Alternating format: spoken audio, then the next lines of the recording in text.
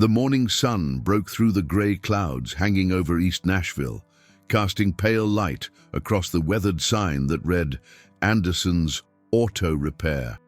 The paint had faded over the years, and rust crept along the edges of the metal frame, but Jake Anderson hadn't found the time, or perhaps the will, to fix it.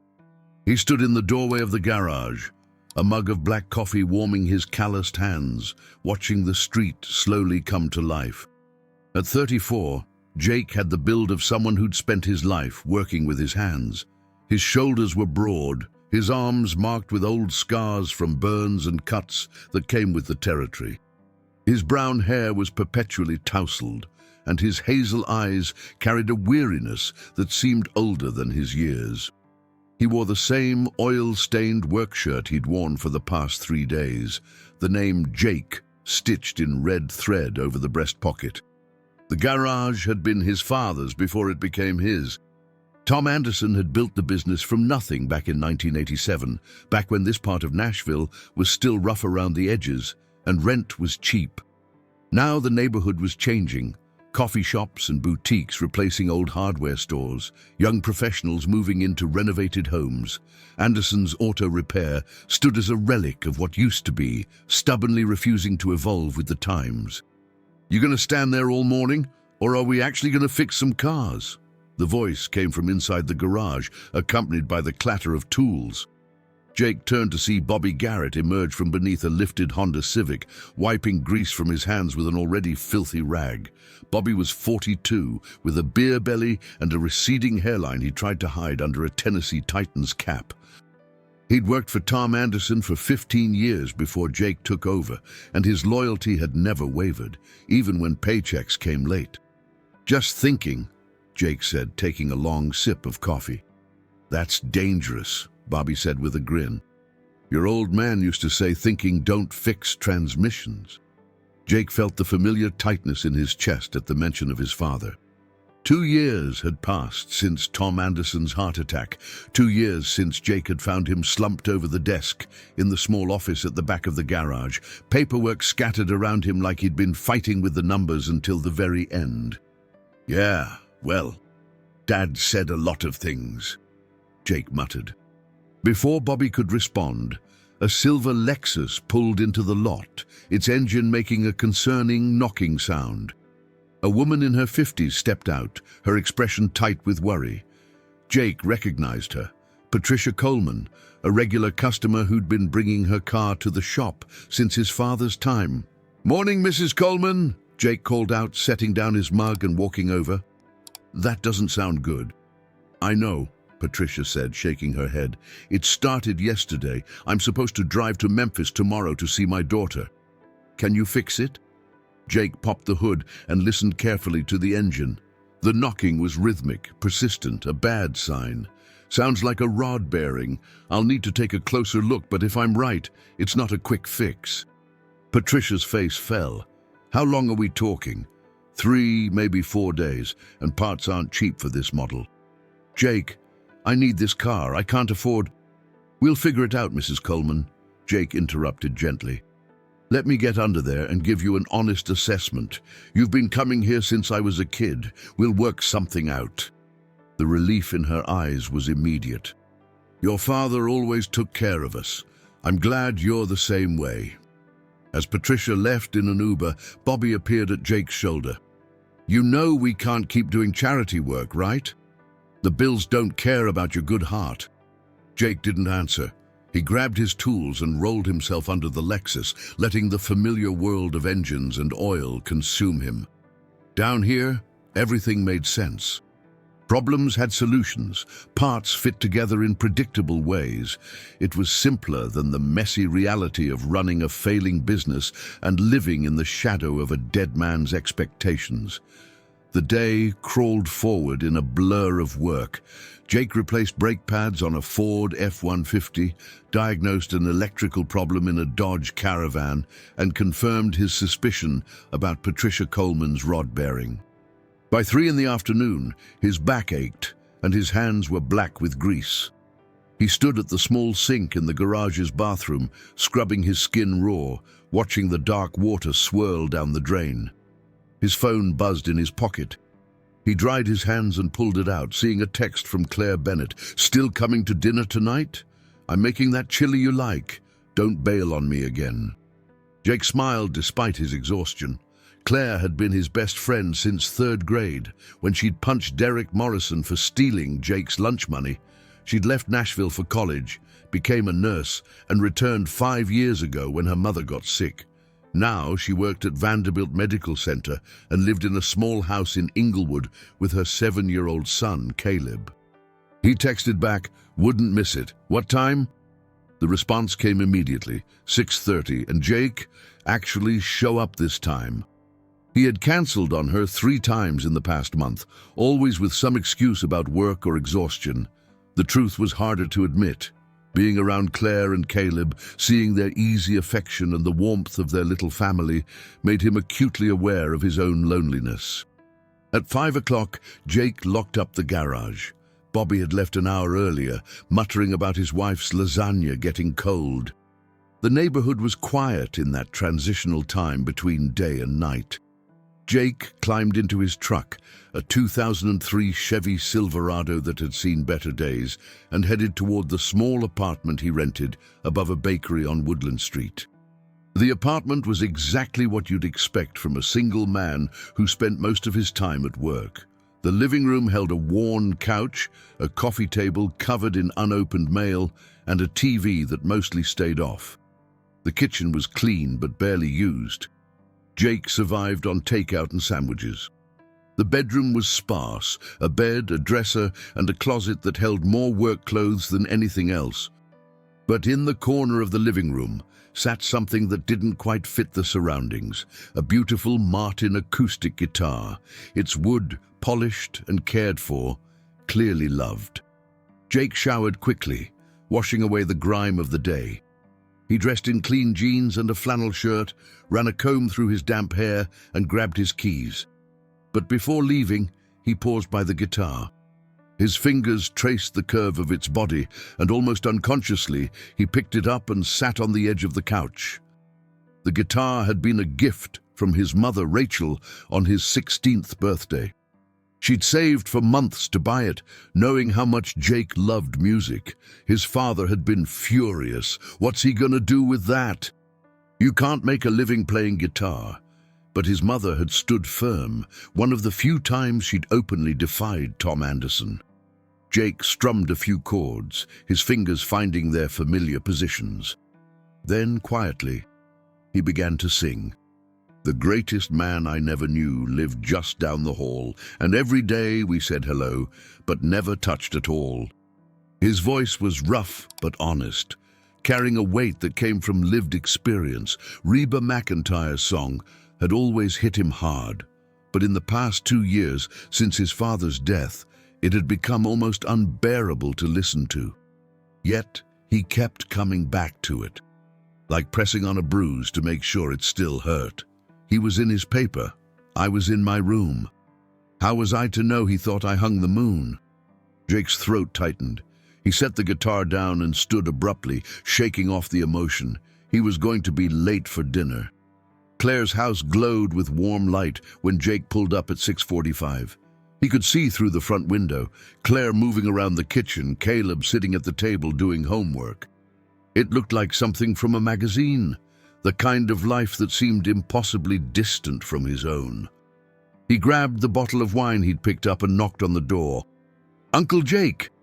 Caleb yanked open the door, his gap-toothed smile wide and genuine. The kid had his mother's dark curly hair and bright green eyes that sparkled with mischief. "Hey, buddy!" Jake ruffled the boy's hair as he stepped inside. "How's 2nd grade treating you?" "We're learning multiplication, and it's so boring," Caleb announced dramatically. "Caleb Bennett, multiplication is not boring," Claire called from the kitchen. She appeared in the doorway, wiping her hands on a dish towel, her nurse's scrubs replaced by jeans and a comfortable sweater. She was pretty in an understated way, with an open face and a smile that could disarm anyone. "It's useful. That's what makes it boring," Caleb insisted. Claire rolled her eyes and walked over to hug Jake. "You actually came. I'm shocked." I said I would. You also said that the last 3 times. She took the wine bottle from his hands and examined the label. Ooh, you went fancy. What's the occasion? Can't I just buy my best friend a nice bottle of wine? You can, but you usually bring beer. Her eyes narrowed playfully. You feeling okay? Jake laughed despite himself. I'm fine. Just thought we could use something nice. Dinner was exactly what Jake needed, without knowing he needed it. Claire's chili was perfect, spicy and hearty, with cornbread that melted in your mouth. Caleb told elaborate stories about his school day, complete with dramatic reenactments of playground politics. Claire talked about a difficult case at the hospital, a young patient who'd finally been cleared to go home after weeks of treatment. What about you? Claire asked as she cleared the plates. How's the shop? Jake hesitated, then decided on honesty. Struggling. We're barely breaking even. Had to put off replacing the lift system again. Can you get a loan? Already maxed out what the bank would give me, and with the neighborhood changing, commercial rent is going up. The landlord's been making noise about wanting to sell the building to a developer. Claire sat back down, her expression serious. Jake, what are you going to do? Keep working. What else can I do? It's Dad's legacy. It's a building and some tools. It's not your dad. Jake's jaw tightened. You don't understand. Then help me understand. Because from where I'm sitting, you're killing yourself for a business that's dying and a man who... She stopped herself, glancing at Caleb, who was building something with Legos in the living room. Who what? Jake's voice was low. Claire sighed. Jake, your dad was a lot of things. Hard-working, sure, stubborn as hell, but he wasn't exactly warm. And I know you've been carrying this weight since he died, trying to live up to something, but you didn't know him like I did. You're right, but I knew you, and I remember the kid who used to sing country songs in my basement and talk about moving to Nashville to make music. What happened to him? Jake stood up, suddenly restless. He grew up. He got realistic. Or he got scared. The words hung in the air between them, sharp and uncomfortable. Jake wanted to argue, to defend himself, but the truth of it settled in his chest like a stone. I should go, he said quietly. Jake, I didn't mean... No, it's fine. I've got an early morning tomorrow. Thanks for dinner. He walked to the living room and crouched next to Caleb. See you later, buddy. Bye, Uncle Jake, Caleb said without looking up from his Lego masterpiece. Claire followed him to the door. I'm sorry, I pushed too hard. You're just being honest. Jake managed a small smile. That's what best friends do, right? She hugged him tightly. I worry about you. I know. I'm okay, though, really. He drove home through Nashville's familiar streets, past the honky-tonks of Broadway blazing with neon, past the dark silhouette of the AT&T building, locals still called it the Batman building, reaching into the night sky. The city was alive with music and laughter, but Jake felt disconnected from all of it, like watching life through a window. Back in his apartment, he sat on the couch and picked up the guitar again. This time he didn't sing. He just played, letting his fingers move across the strings, filling the empty space with sound that said everything he couldn't put into words. Tomorrow would bring more struggling cars and difficult customers and bills he couldn't quite pay. But tonight, in this moment, he had this. The music his mother had believed in, the dream his father had dismissed, the dream that despite everything still wouldn't quite die. Saturday morning arrived with unseasonable warmth for mid-March. Jake woke at dawn, as always, his internal clock refusing to recognize weekends. He made coffee and stood at his apartment window, watching the bakery below prepare for the morning rush. The smell of fresh bread drifted up, mixing with his coffee's bitter aroma. The garage was closed on Sundays, but Saturdays they kept half-days, noon closing time. It was a tradition Tom Anderson had started. Even God rested, he'd said. though Jake suspected his father had just wanted Sunday free for watching football. Bobby was already at the shop when Jake arrived at 7:30, finishing up the brake job on the F-150 from yesterday. They worked in comfortable silence, the radio playing low, WSIX, the country station Tom had always insisted on. When Reba McEntire's voice came through singing Fancy, Bobby glanced at Jake. "Your old man loved Reba," Bobby said. Remember how he'd turn it up whenever she came on? Jake did remember. It was one of the few times his father showed any real emotion, humming along while he worked, his usually stern face softening just slightly. "Yeah," Jake said. Never understood why he connected with her music so much. Maybe he related to the stories. Reba always sang about real life, struggle, loss, getting by. That was your dad's whole world. They finished the morning's work by 11:30. Bobby headed out to meet his wife for lunch, leaving Jake alone in the garage. He should have closed up and gone home, maybe caught up on the sleep he perpetually lacked. Instead, he found himself walking toward the small office at the back of the shop. He'd avoided the office as much as possible since his father's death.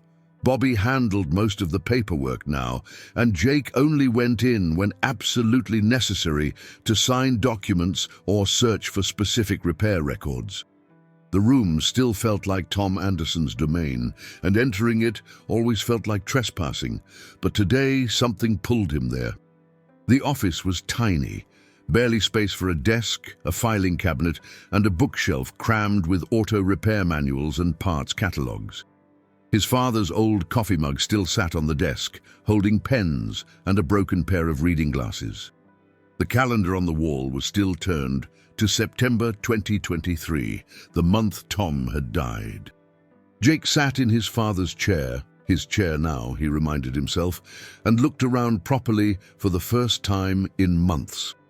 On the wall hung a few photographs, the grand opening of Anderson's Auto Repair in 1987, Tom shaking hands with their first customer, a picture of the shop after they'd expanded in 1995, and one photo that always made Jake uncomfortable, himself at 8 years old, standing next to his father in the garage, both of them holding wrenches, Jake grinning widely while Tom's expression remained serious.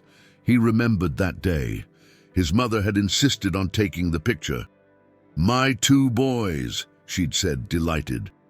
His father had gone back to work immediately after, barely acknowledging the moment. Jake pulled open the desk drawers, searching for something, though he wasn't sure what. The usual clutter, invoices, receipts, instruction manuals. But in the bottom drawer, pushed toward the back, his hand touched something different. A wooden box, maybe 10 inches long, worn smooth with age. He pulled it out and set it on the desk. The box was made of dark walnut, simple but well crafted. Jake didn't recognize it. He opened the lid. Inside were letters, dozens of them, some still in envelopes, others folded carefully. Jake picked up the one on top, his heart beating faster.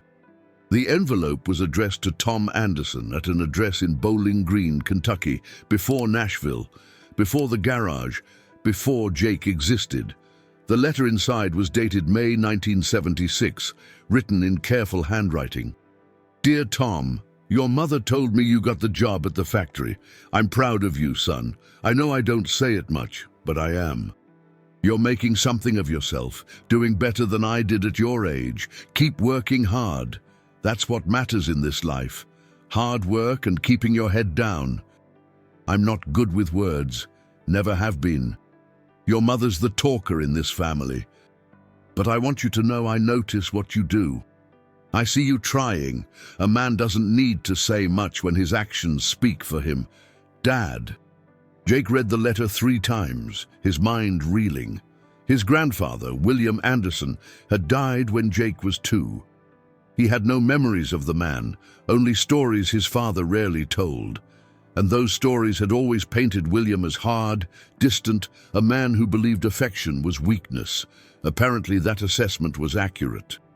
Jake picked up another letter, this one from later, 1982, judging by the date. Tom, heard about the wedding. Sorry, I can't make it down to Nashville.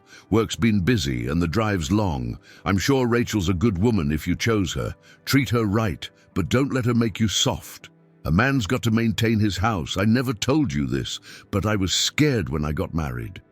Didn't know how to be a husband any more than I knew how to be a father.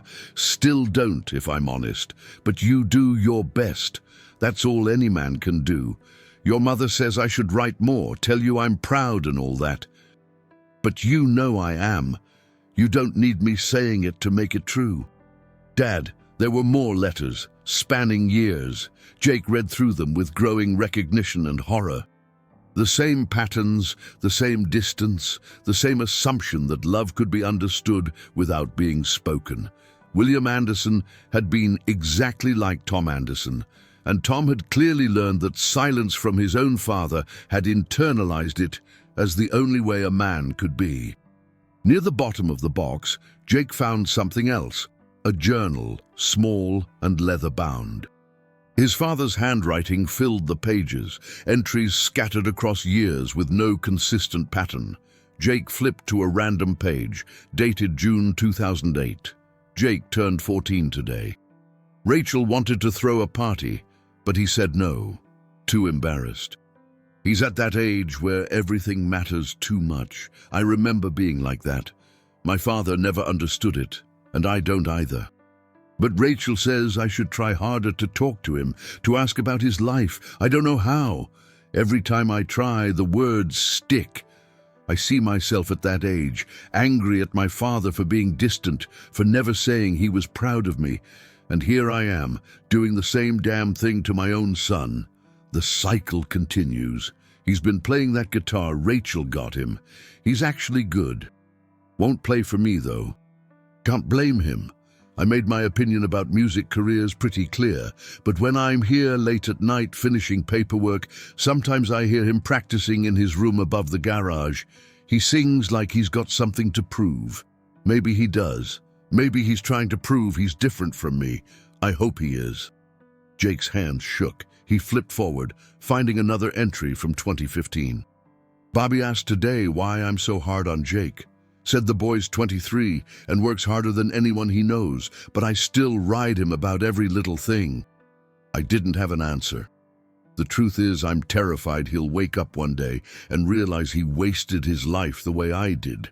I wanted him to be a mechanic because it's stable, because it's what I know. But I see how he looks at the musicians on Broadway, how his face lights up when a country song comes on. He gave up his dream for this shop, and I let him. What kind of father does that? My father told me once that being a man meant sacrifice, meant putting away childish dreams and doing what needed to be done. I believed him, made Jake believe it too. Now I look at the shop and wonder what I sacrificed it all for. A business that'll probably die with me, a son who barely talks to me unless it's about work. I'm 54 years old, and I don't know how to tell my son I love him. What a waste. Jake set the journal down, his vision blurred. He wiped his eyes roughly with the back of his hand, angry at the tears, angry at his father, angry at himself. All those years of feeling inadequate, of believing he didn't measure up to Tom Anderson's standards, and here was proof that his father had been just as lost, just as trapped in patterns inherited from a previous generation. He read more. The entries became darker as the years progressed, his father's regret deepening. There was an entry from the day of Rachel Anderson's funeral in 2019. Jake's mother had died of breast cancer, a brutal 2-year fight that had drained them all. Buried Rachel today. Jake wouldn't look at me during the service. Couldn't blame him. I wasn't there for her the way I should have been. Too busy working, always too busy. She deserved better. They both did. I keep thinking about what she said at the end when the morphine made her honest. You're a good man, Tom, but you're trapped in your father's shadow.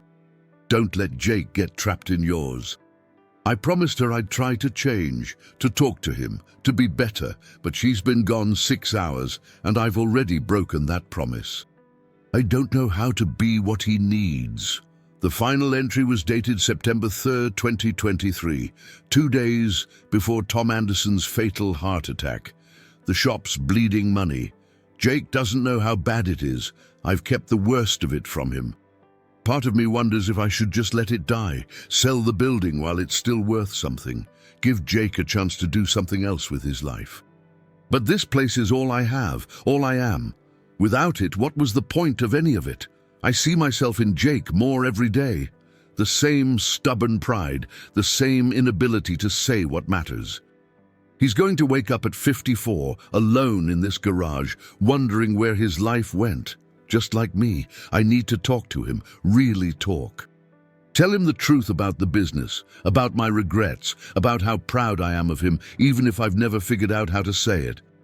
Tomorrow. I'll do it tomorrow. But tomorrow never came. Tom Anderson had died at his desk, the conversation forever left unspoken. Jake closed the journal and sat in the silence of the office, the weight of it all crushing down on him.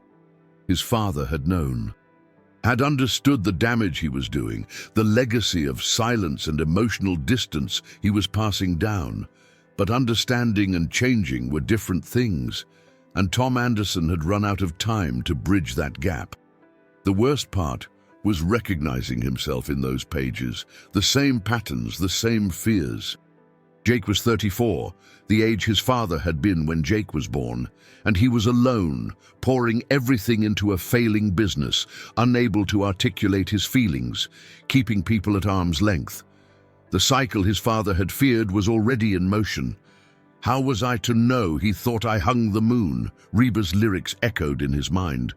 His father had thought that, had written it down in private, unable to say it out loud. And now they'd never have the chance to change it. Jake stood abruptly, the chair scraping against the floor. He couldn't stay in this office another minute. He grabbed the journal. He'd leave the letters, but he needed the journal, needed to process it further, and walked out, locking the door behind him. The afternoon sun was bright and warm, a stark contrast to the darkness he felt inside. He sat in his truck for a long time, not starting the engine, just staring at the faded sign. Anderson's Auto Repair. His phone buzzed. A text from Claire. Hey, I'm sorry about last night. Want to come over for coffee? Caleb's at his dad's this weekend, so it's just me. Jake started to type a refusal, then stopped. Claire's words from last night came back.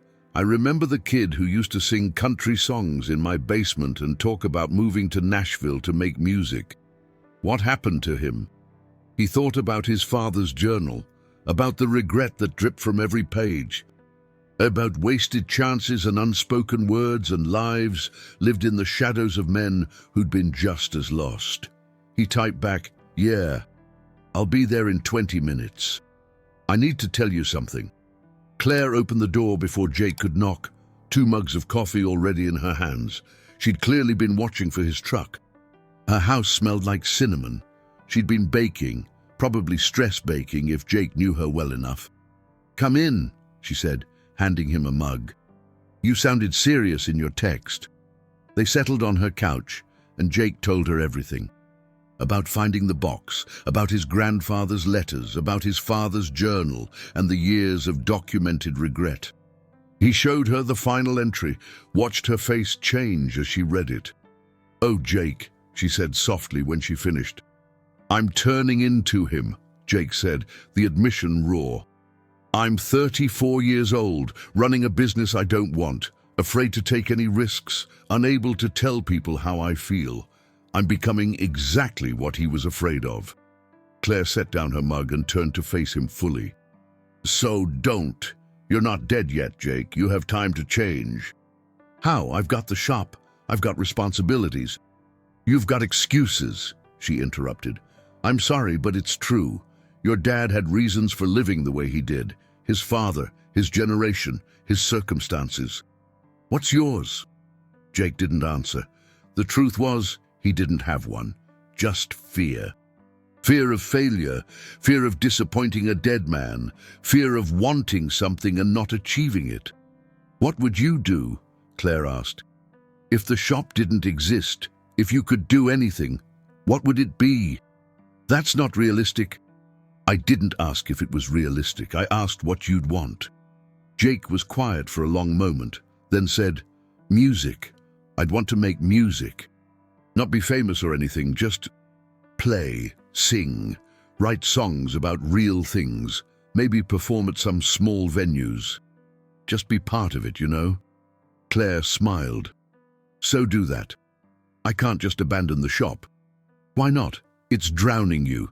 You said yourself it's failing. Maybe it's time to let it go. It's my dad's legacy. No, Claire said firmly. You are your dad's legacy. Not a building, not a business. You.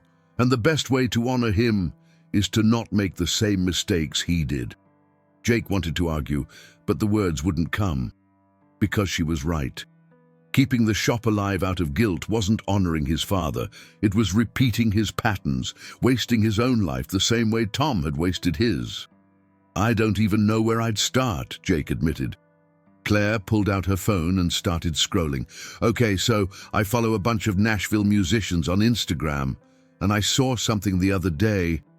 She found what she was looking for and turned the screen toward Jake.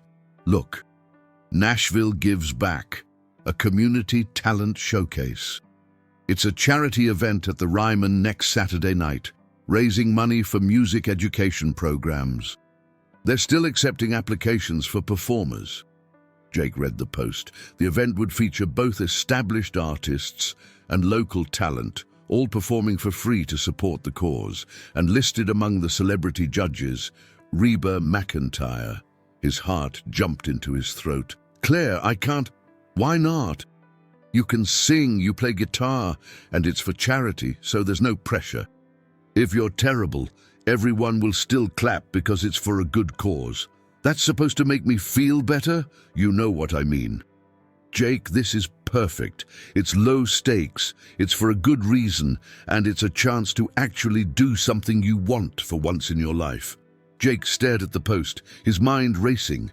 The Ryman Auditorium, the mother church of country music, where every legend had performed, where Reba herself had stood countless times. The thought of stepping onto that stage made him feel physically ill.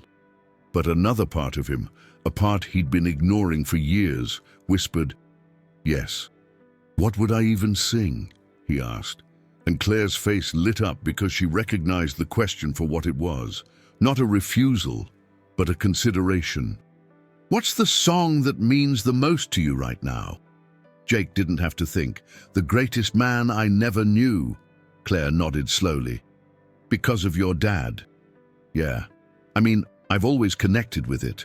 But after reading his journal, Claire, he was that man and I never knew him, not really, and now it's too late. Then that's what you sing it for him, for yourself. For everyone who's ever lost someone and wished they'd had more time. Jake set down his coffee mug, his hands shaking slightly. I'm terrified. Good. That means it matters. Claire grabbed his hand. Look, I'm not saying this will change your life. Maybe you get up there and it's awkward and nothing comes of it, but at least you'll have tried. At least you won't be sitting here in 20 years writing in a journal about how you wish you'd taken a chance. The image hit him like a punch. Himself at 54, alone in that office, filled with the same regrets his father had carried. No, he couldn't do that. Wouldn't. Okay, he said, the word escaping before he could stop it. Okay? Claire's eyes widened. Okay. I'll apply. I'll do it. Claire let out a small shriek and hugged him tightly. I'm so proud of you. Oh my God, we have a week to prepare. You need to practice. You need to... Whoa, slow down. I said I'd apply. They might not even accept me. They'll accept you. And when they do, you're going to be amazing. Jake wasn't sure about amazing, but as he drove home that evening, the journal sitting on his passenger seat, he felt something he hadn't felt in years. Possibility. The fear was still there, enormous and paralyzing, But beneath it ran a current of excitement he'd almost forgotten existed. Back at his apartment, he filled out the online application for Nashville Gives Back. When it asked for his song choice, he typed, "The Greatest Man I Never Knew" by Reba McEntire. In the section asking why he wanted to perform, he hesitated, then wrote, "My father passed away 2 years ago. We had a complicated relationship, a lot of silence, a lot of things left unsaid. I recently discovered that he carried regrets about that silence his whole life. This song tells our story, and I want to sing it in his memory, to honor both who he was and who he wished he could have been." He hit submit before he could second-guess himself. The response came faster than he expected. Monday afternoon, while Jake was installing a new timing belt on a Toyota Camry, his phone chimed with an email. "Dear Jake Anderson, thank you for your application to Nashville Gives Back. We're moved by your story and would be honored to have you perform. You've been selected as one of our showcase performers for Saturday, March 21st at the Ryman Auditorium. Please arrive by 6 p.m. for sound check. Your performance slot will be at approximately 8:30 p.m. We look forward to hearing you share your father's story through music." Jake read the email 3 times, his heart pounding.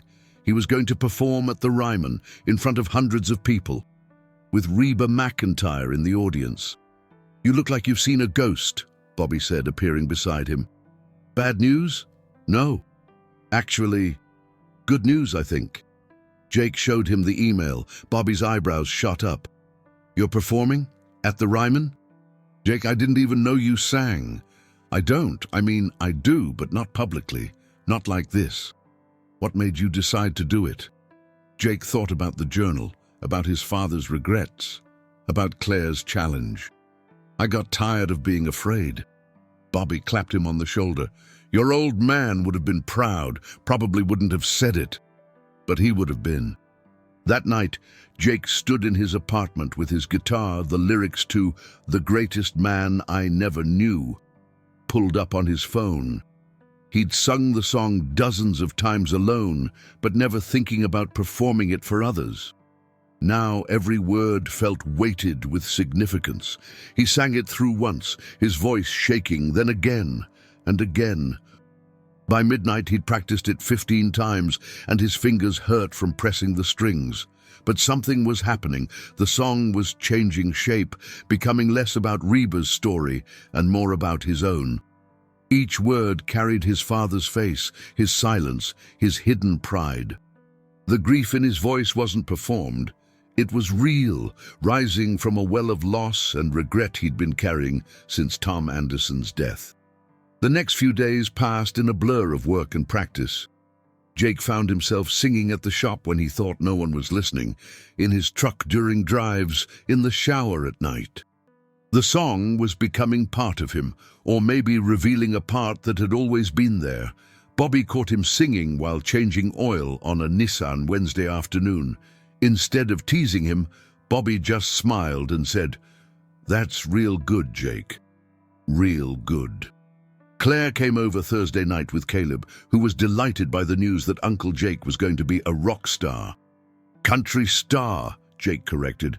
"Same thing," Caleb insisted. Claire made him perform the song 3 times, offering notes on where to pause for breath, where to let the emotion build. "You're holding back," she said, after the 3rd run-through. "I can hear it. You're afraid to really feel it up there." "I'm going to be on stage in front of hundreds of people. I think being afraid is reasonable." "I don't mean stage fright. I mean you're protecting yourself from the emotion of the song, but that emotion is the whole point. The audience needs to feel what you felt reading your dad's journal. They need to understand the loss." Jake tried again, this time letting himself remember his father's words. "I don't know how to tell my son I love him. What a waste." When he reached the chorus, his voice cracked, tears threatening. "There," Claire said softly. "That's it. That's what people need to hear." Friday evening, Jake closed the shop early. He sat in the office, his father's journal open on the desk. He reread the final entry, then wrote his own entry on the blank page that followed.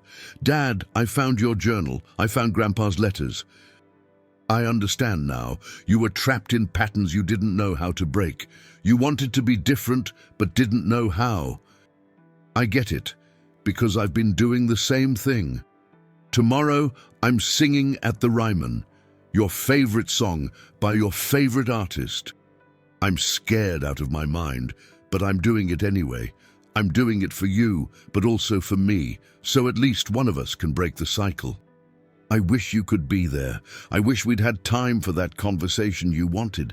But maybe this is how I say goodbye, by being brave enough to do what you never could, by telling a room full of strangers the truth you could never tell me. I love you, Dad. I know you loved me too. I wish we'd been better at saying it. Jake." He closed the journal and placed it back in the wooden box alongside his grandfather's letters. The legacy of silence ended here. Saturday arrived with clear skies and unusually warm temperatures for March in Nashville. Jake woke at 5 a.m., too nervous to sleep. He made coffee, practiced the song twice more, showered, and dressed in his best jeans and a dark button-down shirt Claire had helped him pick out. At 4 p.m., Claire picked him up. She'd insisted on driving, correctly assuming he'd be too nervous. Caleb sat in the back seat, chattering excitedly about Uncle Jake's concert. "You ready?" Claire asked as they pulled into downtown Nashville. Jake looked at the city he'd lived in his whole life, the place his father had built a business and raised a family, and died without saying everything he meant. "No," Jake admitted, "but I'm doing it anyway." The Ryman Auditorium rose before them, its red brick facade glowing in the late afternoon sun. The building had stood since 1892, had hosted everyone from Hank Williams to Johnny Cash to Patsy Cline. In a few hours, Jake Anderson, mechanic nobody, son of a silent man, would stand on that historic stage. He grabbed his guitar from the back seat and headed toward the stage door, his heart pounding, his father's words echoing in his mind. "Tomorrow. I'll do it tomorrow." But Jake wasn't waiting for tomorrow anymore. The backstage area of the Ryman was controlled chaos. Sound technicians hurried past with cables and equipment, performers practiced in corners, and volunteers wearing "Nashville Gives Back" t-shirts directed traffic. Jake stood near the stage door, guitar case in hand, feeling completely out of place among people who clearly belonged in this world. "Jake Anderson?" A young woman with a clipboard approached, her smile bright and efficient. "I'm Madison Foster, the event coordinator. Welcome. Have you been to the Ryman before?" "Just as audience," Jake managed. "Never backstage." "It's pretty incredible, right?" "Okay, so you're in the lineup between Patricia Dalton, she's a local singer-songwriter, really great, and Travis Monroe, who's performed on the Grand Ole Opry. Your slot is 8:30, give or take a few minutes depending on how the evening flows. Sound check is in 15 minutes. Any questions?" About 1,000, Jake thought, but he just shook his head. Madison led him through the backstage maze to a small area where other performers waited. A woman in her 40s with long auburn hair was tuning a mandolin, presumably Patricia Dalton. A younger man, maybe mid-20s, with perfectly styled hair and expensive boots scrolled through his phone, probably Travis Monroe. "Make yourself comfortable," Madison said. "Water and snacks are on that table. Bathrooms down the hall. Someone will come get you for sound check." As she hurried off, Jake found a quiet corner and opened his guitar case. His hands shook slightly as he lifted out the Martin. The guitar had traveled with him from his apartment to Claire's house, to the shop and back more times than he could count this week. But here, in this place, it felt different. Heavier with significance. First time? Jake looked up to find Patricia Dalton smiling at him, her mandolin now resting against her knee. "That obvious?" he asked. "Only because you look exactly how I felt at my first Ryman performance. Like you might throw up or pass out, maybe both." Jake laughed despite his nerves. "Accurate." What are you singing? The greatest man I never knew. Reba McEntire. Patricia's expression softened. That's a beautiful choice. Heavy but beautiful. Personal? Yeah, about my dad. He died 2 years ago. I'm sorry. She said it simply, without the usual awkward platitudes, and Jake appreciated that. Those are the best performances, though, the ones that mean something real. The audience feels it. Before Jake could respond, a sound tech appeared. Anderson, you're up for sound check. Walking onto the Ryman stage, even empty, was surreal. The wooden pews stretched back into shadows, rising in tiers toward the balcony. Stained glass windows caught the late afternoon light. This room had held so much music, so much history. Jake felt impossibly small standing there. Whenever you're ready, the sound tech called from the booth. Jake positioned himself at the center microphone, adjusted his guitar strap, and began to play. His fingers found the familiar chords, and he sang the first verse, his voice echoing through the empty auditorium. It sounded different here, fuller, richer, like the room itself was adding weight to the words. That's good. The tech's voice crackled through the monitors. Let's adjust your levels a bit. Give me the chorus. Jake sang through the chorus, and they tweaked the sound until everything balanced. The whole process took maybe 10 minutes. But Jake felt like he'd been on stage for hours. His palms were sweating, his heart racing. You're all set, the tech said. Sounds great. See you tonight. Back in the waiting area, more performers had arrived. A trio of teenagers harmonizing a cappella. An older man with a weathered face and a banjo. Jake felt a strange kinship with them all. People stepping out of their regular lives to do something brave, all for a good cause. Claire appeared at 6:30, Caleb in tow, both dressed up for the evening. How are you doing? She asked, studying his face. Terrified. Good terrified or bad terrified? Is there a difference? Yes. Good terrified means you care about what you're doing. Bad terrified means you should probably stop. Jake considered. Good terrified, I think. Caleb tugged on Jake's sleeve. Are you going to be on TV? Mom said they're filming some of it. Just for the charity's website, buddy. Nothing big. That's still cool. Can I go see the stage? Claire glanced at Jake, who nodded. I'll take him, she said. You focus on preparing. We'll be in the 4th row, right side. When you're up there, just look for us. After they left, Jake found himself alone with his thoughts. He pulled out his phone and scrolled through his photos, finding one of his father from 5 years ago. Tom was standing in front of the garage, arms crossed, his expression serious as always, but Jake looked at it differently now, seeing not sternness, but discomfort. A man who didn't know how to soften for a camera, who'd lived so long behind walls, he'd forgotten how to lower them. I'm doing this for you, Jake whispered to the photo. I hope you understand. Okay, by 8 p.m., the Ryman was filled with over 2,000 people. Jake peeked out from backstage and felt his stomach drop at the sight. Every seat taken, the balcony packed, people talking and laughing, the air buzzing with anticipation. The event had started at 7:30 with welcome speeches and a performance by a well-known Nashville session musician. Now the showcase was in full swing. Jake watched from the wings as Patricia Dalton performed an original song about her grandmother, her voice clear and emotional. The audience was attentive, respectful, applauding warmly when she finished. Then Madison was beside him again. You're next after Travis, about 10 minutes. How are you feeling? Like I might throw up or pass out. Maybe both. She smiled. Patricia warned you, huh? You'll be great. Just remember, everyone here is on your side. They want you to succeed. Travis Monroe took the stage with the confidence of someone who'd done this 100 times. His performance was polished, professional, his voice strong. The audience loved it, and he left the stage to enthusiastic applause. Jake Anderson, Madison said softly. You're up. This was it. Jake stood, guitar in hand, and walked toward the stage entrance. His legs felt disconnected from his body, his breathing shallow. He could hear the MC speaking into the microphone. "Our next performer is Jake Anderson, a local mechanic here in Nashville. Jake is singing tonight in memory of his father, Tom Anderson, who passed away 2 years ago. Please welcome Jake to the stage." The applause washed over him as he stepped into the lights. The audience was a blur of faces, the stage lights bright enough that he could barely see past the first few rows.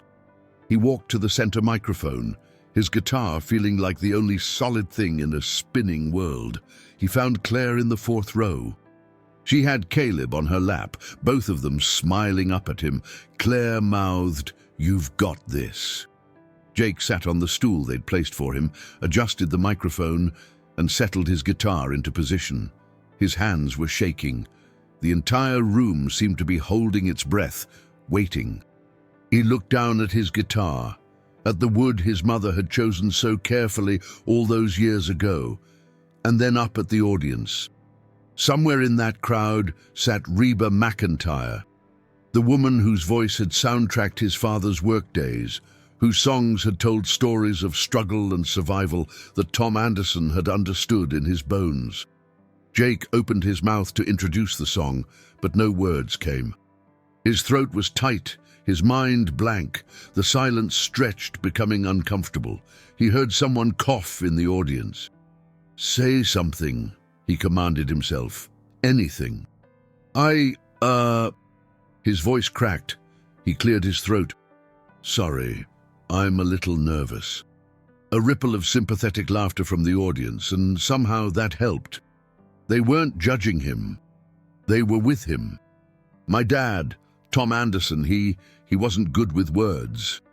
Jake's voice grew steadier. He was a good man, a hard worker, but he didn't know how to say what he felt. And I was the same way. We spent my whole life living parallel to each other, never really connecting. And then he died, and it was too late to fix that. He paused, swallowing hard.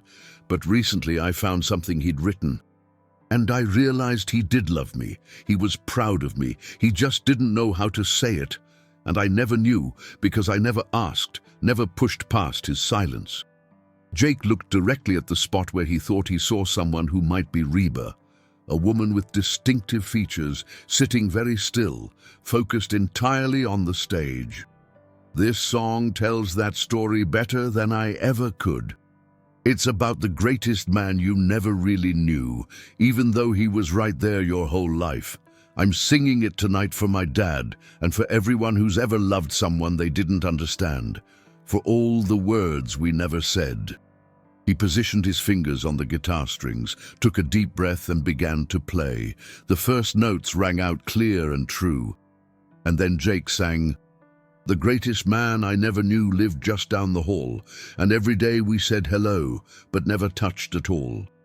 His voice was rough, not polished like Travis Monroe's had been, but it carried something Travis's hadn't: absolute authenticity. Every word was lived truth, every note weighted with genuine grief. He was in his paper, I was in my room. How was I to know he thought I hung the moon? In the audience, people began to still. Conversations stopped. The atmosphere shifted from polite attention to something deeper, recognition. Everyone in that room had their own version of this story, their own person they'd loved imperfectly, their own regrets about words unspoken. Jake's eyes closed as he reached the chorus, seeing his father in the garage, head down over an engine, silent as always. And I really don't remember when it came to be that he was up on the tracks, waiting for the train to come. And I didn't see it coming down the line. His voice cracked on the next line, emotion overtaking technique, but it only made it more powerful. "The greatest man I never knew." In the 4th row, Claire had tears streaming down her face. Caleb looked up at her, confused by his mother's tears, but sensing something important was happening. 3 rows behind them, Reba McEntire sat absolutely motionless, her eyes fixed on the man on stage, singing her song back to her, transforming it from her story into his own. Her hand was pressed to her mouth, her own eyes glistening. Jake continued, each verse pulling more of the story from his chest. The greatest words I never heard. I guess I'll never hear. The man I thought could never die has been dead almost a year. Almost exactly 2 years now, Jake thought. 2 years of carrying this weight, of running the shop his father had built, of trying to honor a legacy he'd never fully understood. He was good at business. But there was business left to do. He never said he loved me. Guess he thought I knew. Jake's voice broke completely on those last words. For a moment, he couldn't continue, overcome by the simple, devastating truth of them. His father had thought Jake knew, had assumed love could exist without being spoken, and maybe it had existed. But what good was love that remained invisible? He gathered himself, fingers still moving across the guitar strings, and pushed into the final chorus with everything he had. The greatest man I never knew lived just down the hall, and every day we said hello, but never touched at all. The final notes hung in the air. Jake's head was bowed, tears falling openly now, splashing onto his guitar. The room was silent, utterly, completely silent. In that silence, Jake looked up, blinking through his tears at the audience. Hundreds of faces looked back at him, and so many of them were crying too. Strangers, moved by a shared understanding of loss and missed chances, and the terrible distance that can exist between people who live in the same house, work in the same shop, share the same blood. And there, in the third row, Jake saw her clearly now, Reba McEntire, the woman whose voice had defined country music for decades, who'd sung this song countless times in her career. She wasn't moving. Her hands were clasped tightly together, her face wet with tears, her expression one of profound recognition. Their eyes met for just a moment, and Jake saw in her face what he hoped she saw in his, the acknowledgement that some stories are universal, that grief and regret don't belong to any one person, but connect all of us in our shared humanity. The silence stretched for what felt like an eternity, but was probably only seconds. Then someone in the back started clapping, and it spread like wildfire through the auditorium. People stood, first a few, then dozens, then hundreds, until the entire room was on its feet, applause thundering through the historic space. Jake stood shakily, overwhelmed, his guitar hanging from his shoulder. He managed a small nod of acknowledgement, then walked off stage on legs that barely held him. Madison was there immediately, her own eyes red. Jake, I don't even have words. He couldn't respond. The adrenaline was crashing, the emotion overwhelming. He found a chair and sat heavily, his guitar clutched to his chest like a shield. And then Claire was there, having somehow made her way backstage, Caleb holding her hand. She knelt in front of Jake and took his face in her hands. "That was the bravest thing I've ever seen," she said. "Your dad would be so proud." Jake pulled her into a hug, and she held him while he finally let himself fall apart. All the grief he'd been carrying for 2 years, for his mother, for his father, for the relationship they'd never had, pouring out in the relative privacy of backstage. "You did it," Claire whispered. "You broke the cycle. You said the words." And she was right. Jake had stood in front of 2,000 people and been honest about his pain, his regret, his love. He'd done what his father never could, what his grandfather never could. The legacy of silence had ended on that stage, transformed into music and truth. The rest of the evening passed in a daze. Jake watched the remaining performances from backstage, his emotions too raw to rejoin the audience. Other performers approached him. Patricia squeezed his hand wordlessly. Travis said, "Man, that was real," with genuine respect, but Jake could barely process any of it. When the event concluded, Madison found him again. "Jake, there's someone who'd like to meet you." He followed her through the backstage corridors to a small private room. Standing by the window, looking out at Nashville's downtown lights, was Reba McEntire. She turned when they entered, and Jake's breath caught. This was Reba McEntire. The voice of his childhood, his father's favorite artist, a legend, and she'd just watched him sing her song while crying. "I'll leave you two alone," Madison said quietly, slipping out. For a moment, neither of them spoke. Then Reba smiled, her eyes warm, and said, "That was something special out there." "I'm sorry I cried through half of it," Jake said, his voice rough. "I know it probably wasn't the best performance." "Stop," Reba interrupted gently. "It was exactly what it needed to be. Honest, real. I've sung that song hundreds of times, and I've heard it covered dozens more, but I've never heard it sung quite like that. It's your song. I connected with it. Because of my dad. I know, I could feel it." Reba moved closer, her expression serious. "When I wrote that song with Pat Bunch, it came from a real place. My own relationship with my father was complicated. He was a rodeo champion, larger than life, but also distant in ways I didn't understand until I was older. That song was my way of processing that distance." "My dad loved your music," Jake said. "It was one of the few things that seemed to reach him. He'd turn up the radio whenever you came on, and for just a few minutes he'd seem softer." Reba nodded, understanding in her eyes. "Music does that sometimes, says what we can't. I found his journal after he died. He wrote about regretting how distant he'd been, how he didn't know how to connect with me. And I realized we'd wasted all this time because neither of us knew how to break the silence." Jake's voice shook. "Your song became a way for me to finally say what needed saying." "You honored him tonight," Reba said firmly. "And you honored everyone in that audience who's ever felt that same regret. That takes real courage." They talked for nearly 30 minutes. Reba asked about his father, about the garage, about Jake's own relationship with music. She told stories about her father, about learning to understand him better after his death, about the songs she'd sung to process that complicated love. "What are you going to do now?" she asked eventually. Jake hadn't thought that far ahead. "Go back to work, I guess. I've got a shop to run." "Is that what you want?" The question hung in the air. Jake thought about his father's journal, about the entry that talked about feeling trapped, about sacrificing dreams for stability. "I don't know," he admitted. "The shop's struggling, and I'm not sure I want to spend my life trying to save something that might not be worth saving, but it's all I have. It's what my dad built." "Your dad built it because he didn't see another option," Reba said. "You have options. And from what I heard tonight, one of them should involve music. I'm not good enough to make a living at it." "Says who? You moved 2,000 people tonight. That's not nothing." She pulled a business card from her purse and handed it to him.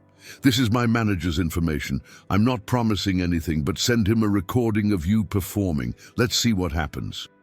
At minimum, there are venues all over Nashville looking for authentic voices. You have one." Jake stared at the card, overwhelmed. "I don't know what to say." "Don't say anything yet, just think about it. And Jake?" She waited until he met her eyes. "Your dad couldn't break free of his father's patterns, but you can. You already did by getting on that stage. Don't stop now." Claire was waiting with Caleb when Jake finally emerged from backstage. The auditorium had largely emptied, just a few volunteers cleaning up. Caleb had fallen asleep in his mother's arms, exhausted by the late night. "What took so long?" Claire whispered. "I met Reba McEntire." Jake showed her the business card. "She wants me to send recordings to her manager." Claire's eyes widened. "Jake, that's incredible. It's probably nothing, just her being nice. Or it's something. Don't dismiss it." Claire shifted Caleb's weight, and Jake took the sleeping boy from her, cradling him against his shoulder. "How do you feel?" Jake considered the question as they walked out into the cool Nashville night. How did he feel? Exhausted, emotionally wrung out, but also lighter. Like he'd set down something heavy he'd been carrying for years. "Different," he said finally. "I feel different." They drove through quiet streets back to Claire's house. Jake carried Caleb inside and laid him gently in his bed, pulling the covers up over the boy's small form. In the living room, Claire poured them both whiskey, and they sat on her couch in comfortable silence. "You know what your dad would say if he could see you tonight?" Claire asked. "Probably that I should stick to fixing cars." "No, he'd say he was proud of you. He'd say you did what he couldn't." Jake wanted to believe that. He took a sip of whiskey, letting it burn down his throat. "The shop's going under, Claire. I've been avoiding it, but it's true.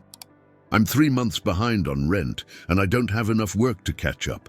I keep thinking about what my dad wrote, about maybe it being time to let it go." "So let it go? Just like that?" "Just like that. Jake, that shop was his dream, not yours.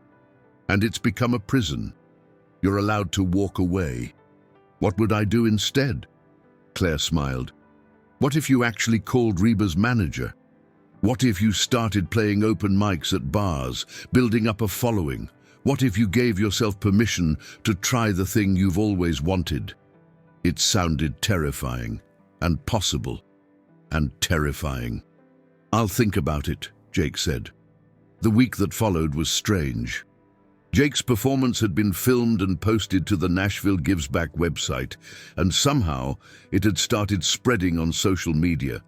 By Wednesday, it had been shared thousands of times, with comments from people all over the country talking about their own complicated relationships with parents, their own regrets, their own grief. "You've gone viral," Bobby announced on Thursday, showing Jake his phone. Someone had posted the video to YouTube, and it had gotten over 100,000 views in 3 days. "That's weird," Jake said. "That's opportunity," Bobby corrected. "Look at these comments. People are asking where you perform, if you have other recordings." "Jake, this could be something." That evening, Jake sat in his apartment with his guitar and his phone and recorded 3 more songs, all covers, all country, all pulled from the deepest part of his heart. He sent them to the email address on Reba's manager's card with a simple message. "My name is Jake Anderson. Reba suggested I reach out. Here's some of my work." The response came within hours. "Let's talk. When can you meet?" 2 weeks after his performance at the Ryman, Jake sat in the office of the garage, his garage, though he was finally starting to think of it as his own rather than his father's. The wooden box with Tom Anderson's journal and William Anderson's letters sat open on the desk. He'd made a decision. Bobby appeared in the doorway. "You sure about this?" "I'm sure," Jake said. The building's owner had accepted his offer. Jake would be released from the lease without penalty, given the circumstances. A developer was already interested in the property, planning to convert it into one of those trendy mixed-use spaces. Anderson's auto repair would close at the end of the month. "What are you going to do?" Bobby asked. "I got offered a regular gig at the Bluebird Cafe. 3 nights a week, playing and singing. It doesn't pay great, but it's enough to cover rent if I'm careful. And Reba's manager connected me with some session work, background vocals, demo recordings. Between all of it, I can make it work." "And if you can't?" Jake smiled. "Then I'll figure something else out, but at least I'll have tried. I won't be sitting here in 20 years wondering what if." Bobby extended his hand. "Your old man would be proud." "I know I am." They shook, and Jake felt the rightness of it settle in his chest. This was the correct path. Terrifying, uncertain, but correct. The final day of Anderson's auto repair was a Saturday in early April. Jake and Bobby spent the morning finishing their last few jobs, returning cars to grateful customers, packing up tools. Word had spread through the neighborhood, and people stopped by throughout the day. Patricia Coleman, who hugged Jake and told him she'd miss the honest service. Old Mr. Chen from the hardware store, who'd known Tom Anderson for 30 years. Dozens of customers who'd become something like family over the decades. At 5 p.m., Jake locked the garage doors for the last time. He stood in the parking lot, looking at the faded sign, and felt a complex mix of sadness and relief. This place had been his father's life, and for a while it had been his too. But it didn't have to be his future. He pulled out his phone and took a photo of the building, the late afternoon sun casting long shadows across the weathered facade. Then he climbed into his truck and drove away, without looking back. The Bluebird Cafe was packed on Tuesday night when Jake took the small stage for his first official performance. Claire and Caleb sat at a table near the front, along with Bobby and his wife. Jake saw familiar faces from the Ryman event and new faces drawn by the viral video. He sat on the stool with his guitar, adjusted the microphone, and looked out at the intimate crowd. Unlike the vast auditorium of the Ryman, this felt close, personal. He could see individual expressions, could feel the energy of the room. "Hi," he said, and was pleased that his voice didn't shake. "I'm Jake Anderson. Some of you might have seen a video of me crying my way through a Reba McEntire song a few weeks ago." Laughter rippled through the crowd, warm, supportive. "That performance changed my life," Jake continued. "It gave me the courage to close my father's auto repair shop and take a chance on something I've wanted my whole life, but was too scared to pursue. So tonight is my first night as a professional musician, which is both exciting and absolutely terrifying." More laughter. Jake relaxed into it, feeling the connection. "I'm going to play some songs for you. Some covers, some originals I've been working on. They're all about real things. Loss, regret, hope, trying to be better than the generation before us. I hope they mean something to you." He started with an original song he'd written the week after closing the garage called "The Cycle Breaks." It told the story of fathers and sons, of inherited silence, of choosing differently. His voice was steady, his fingers confident on the strings. The room listened with the kind of attention that told him they understood. He played for 90 minutes, losing himself in the music the way he used to lose himself in engine work. That same sense of flow, of being exactly where he was supposed to be. When he finished his set with "The Greatest Man I Never Knew," there were tears again, his own and others, but this time they felt cathartic rather than raw. The applause was genuine and sustained. People approached him afterward, wanting to talk, to share their own stories, to thank him for his honesty. An older woman told him about her distant father who died without them reconciling. A young man talked about trying to connect with his teenage son before it was too late. Story after story, all variations on the same theme: the difficulty of love, the importance of speaking truth, the courage it takes to break destructive patterns. Claire waited until the crowd thinned, then hugged him tightly. "You found it," she said. "The thing you were meant to do." "Maybe," Jake said, but he was smiling. "Or maybe I'm just figuring it out as I go. That's all any of us can do." 3 months later, Jake sat in his new apartment, smaller than the old one, but in a better neighborhood, with actual sunlight, and opened his laptop.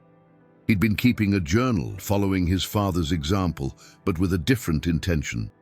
Not regrets written in private, but honest reflections meant to be shared. He opened the document and added a new entry. June 15th, 2026. 3 months since I closed the shop. 3 months of making music full-time. It's not easy. Some weeks I barely make rent, and I'm living on ramen more than I'd like to admit. But I'm doing what I love. I'm being honest about who I am and what I want. The Bluebird gig led to others. I'm playing 4 venues regularly now, and I got asked to open for a more established artist at the Ryman next month. Full circle, back to where it started. I've been writing a lot of original music. Songs about dad, about mom, about growing up in Nashville, about trying to understand the people who shaped you. People connect with them.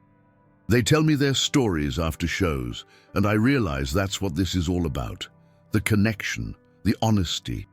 Saying out loud the things we all feel but struggle to express. I think about Dad every day. I wish he could see this, could know that his journal gave me permission to live differently, but maybe he does know, wherever he is. Maybe he's proud that I broke the pattern he couldn't break. I'm not the greatest man who ever lived. I'm not even sure I'm a particularly good man yet. But I'm trying. I'm choosing courage over comfort, honesty over silence. And that feels like honoring everything Dad wanted to be, but couldn't figure out how to become. The cycle breaks with me. That's my promise to him, to myself, to whatever comes next. Jake saved the document and closed his laptop. Through his window, he could see Nashville spreading out in all directions, a city of dreamers and strivers, of people rewriting their stories every day.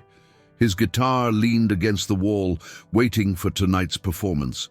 His phone buzzed with a text from Claire. "Caleb wants to know if he can come to your show tonight. He's been practicing Greatest Man on his toy guitar and wants to show you." Jake smiled and typed back, "Absolutely. Front row seats for my biggest fans." Another text, this one from Bobby.